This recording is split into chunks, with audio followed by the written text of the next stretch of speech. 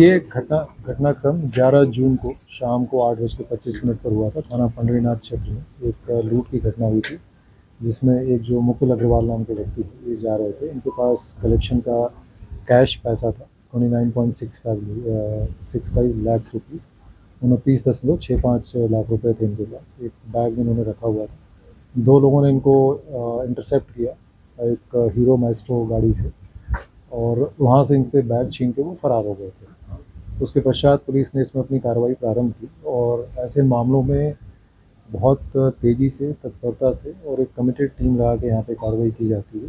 संबंधित क्षेत्र के जो डीसीपी जोन 4 हैं, वो इसको पूरा लीड कर रहे थे।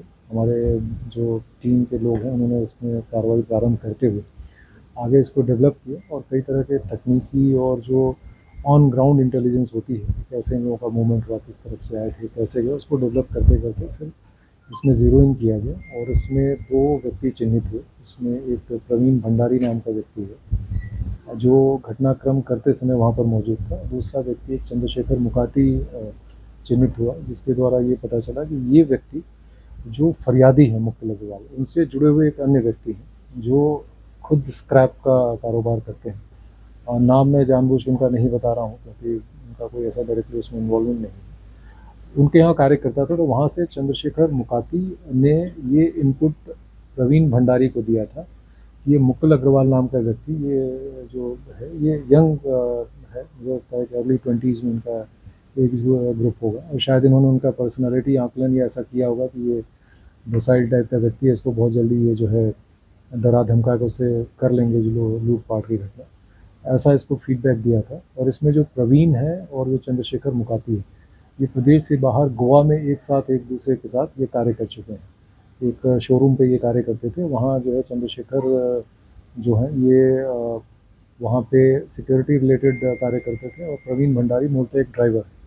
इन दोनों का पहले से ही संपर्क था। इन दोनों को कुछ फाइनेंशियल डिस्ट्रेस थी, उनको पैसों की आवश्यकता थी, तो इन लोगों ने ये चीज़ हैच किया।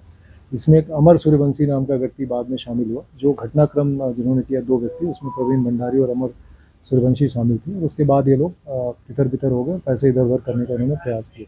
सबके हिस्से इसमें डिसाइडेड थे। इसमें 2 अन्य व्यक्तियों को, इन 3 के अलावा हमने हिरासत में लिया है।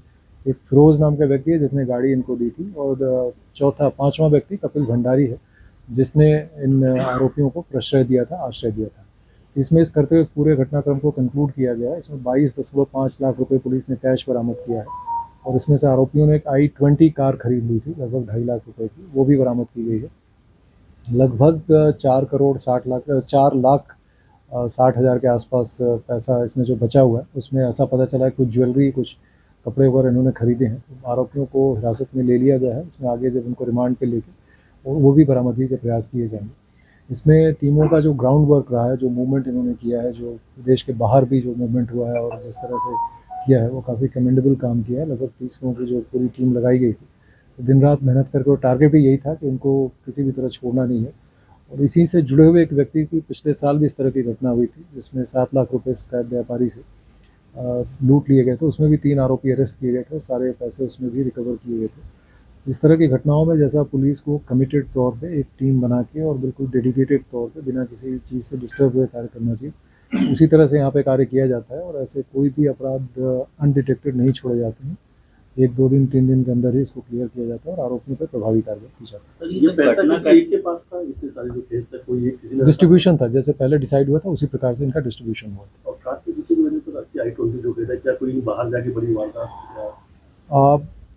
प्लानिंग ये थी कि क्योंकि इनको ये अभी तक 2 व्हीलर पे थे, तो इनका पहला ये था कि ये 4 व्हीलर खरीदें, और उसके पश्चात क्योंकि जिस तरह की इनकी स्थिति है, उसमें ऐसा भी पता चला कि एक आरोपी इसमें क्रिप्टो करेंसी वगैरह के भी उसमें इन्वॉल्व था, तो उसमें भी इसको लॉस हुआ होगा। तो हो सकता है कि इसके बाद ये आगे बढ़ के भी, क्योंकि प्रदेश के बाहर भी इनके मूवमेंट हुए ही हैं, तो उस गाड़ी से भी ये आपराधिक गतिविधि को अंजाम देते हैं।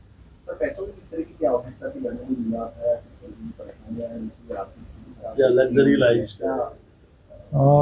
दोनों ही तरह की स्थितियां थी पैसों की, क्योंकि कुछ तो इनको, जैसा मैंने कहा कि ये गोवा में कार्य करते थे, इनके लाइफस्टाइल एक पर्टिकुलर टाइप की रही होगी, और ये क्रिप्टो करेंसी वगैरह में इन्वेस्ट करते थे, तो उसमें जो अप एंड डाउन के पे वो हुए होंगे, तो उसमें भी इनको लॉस हुआ था। तो इसको लग के ओवरऑल जो पैसों की आवश्यकता थी, उसके अनुसार जो मुख्य 2 करता धरता है, प्रवीण भंडारी और दूसरा व्यक्ति, इनके द्वारा ये डिसाइड किया गया था।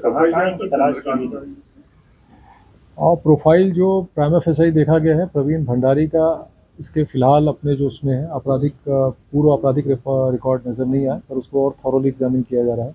अमर सूर्यवंशी जो दूसरा व्यक्ति शामिल था, उसके लगभग 10 आपराधिक रिकॉर्ड है और मूलतः परदेसीपुरा थाना क्षेत्र का रहने वाला है। अभी कहाँ तलाश कैसे रही? टीम इसमें हमने राजस्थान, महाराष्ट्र भी भेजी है अपने प्रदेश के अलावा। सर इन्होंने कार कहाँ से खरीदी थी और ज्वेलरी खरीदना बताया आपने, जो ज्वेलरी खरीदी कहाँ से खरीदी और किसके लिए खरीदी कुछ बता रहे थे? कार पे अभी बात हो गई है, कार इन्होंने खरीदी थी और एग्जैक्ट डिटेल हम आपको बता देंगे। और उसके साथ साथ ज्वेलरी अब स्वयं इन्होंने खरीदी थी, अब किसके लिए खरीदी थी ये अभी इन्वेस्टिगेशन और विस्तृत पूछताछ का हिस्सा होगा।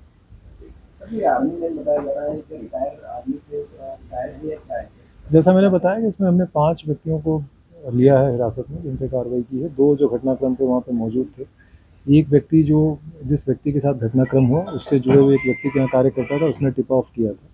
2 व्यक्ति हैं जिन्होंने प्रश्रय, आश्रय या इनको संसाधन मुहैया कराने का कार्य किया था। जैसे एक व्यक्ति ने इनको हीरो माइस्ट्रो गाड़ी उपलब्ध कराई थी और एक व्यक्ति ने इनको आश्रय दिया था। सभी को राउंड अप कर देंगे और आगे इसमें पूछताछ करके कार्रवाई करेंगे।